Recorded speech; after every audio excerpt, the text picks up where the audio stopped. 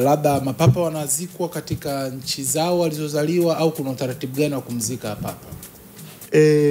Baba Mtakatifu kwamba mara gani anazikwa? Anazikwa ndani ya Vatican.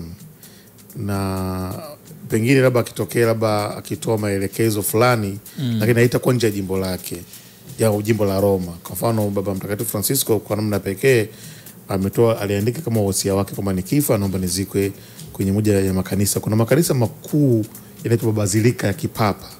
Yako manne pale mjini Roma. Kuna Bazilika leo la Mtakatifu Petro Vatican ambao ndio makao makuu kabisa. Kuna Bazilika la Mtakatifu Maria Maggiore au Mary Major. Alafu na lingine linaitwa Bazilika la Mtakatifu Yohane Laterano. Hilo Laterano ndo kama kanisa kuu, ndo kama kwa mfano pale Dar es Salaam tunasema kanisa la Kiaskofu pale wapi San Joseph. Basi Laterano ndo la jimbo kuu la Roma, kanisa lake kuu. Alafu na lingine linaitwa kanisa Bazilika la Mtakatifu Paulo nje ya ukuta. Sasa Baba Mtakatifu alikuwa na ibada ya kipekee sana kwa Mama Bikira Maria.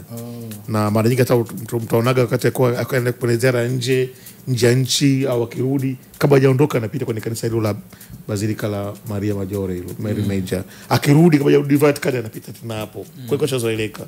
Kwa hiyo aliandika katika barua yake kwamba mimi napenda sana nikizikwa nikifariki baada ya maisha yangu kuisha hapa duniani nizikwe kwenye kanisa. Na kaelekeza azikwe kwenye sehemu gani, kwamba kuna kanisa fulani katikati sehemu mpaka eneo bisa likaelekezwa na bisa pakapeshaandaliwa kwa sababu alielekeza yeye. Kwa hiyo inaruhusiwa kwa sababu yeye makanisa yanaitwa makanisa ya kipapa. Ni makubwa. Kwa hiyo ni kama sehemu ya Vatican iliyoko nje ya Vatican, wanaita extraterritorial. Extraterritorial. Na pale kwenye kanisa kuu la Mtakatifu Petro ambapo ndio kuna makao makuu ya Vatican, chini ndio kuna makaburi ya mapapa. Batizo nimeshaingia.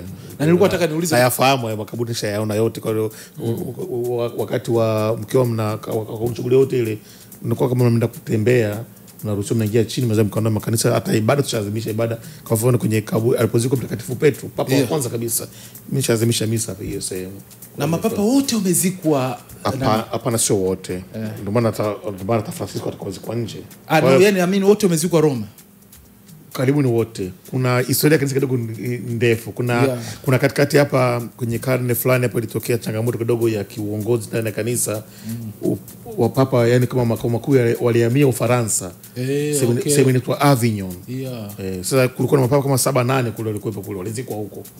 Kuna wengine walizikwa pengine nje ya mji wa Roma kutokana na sababu za kipita na nini.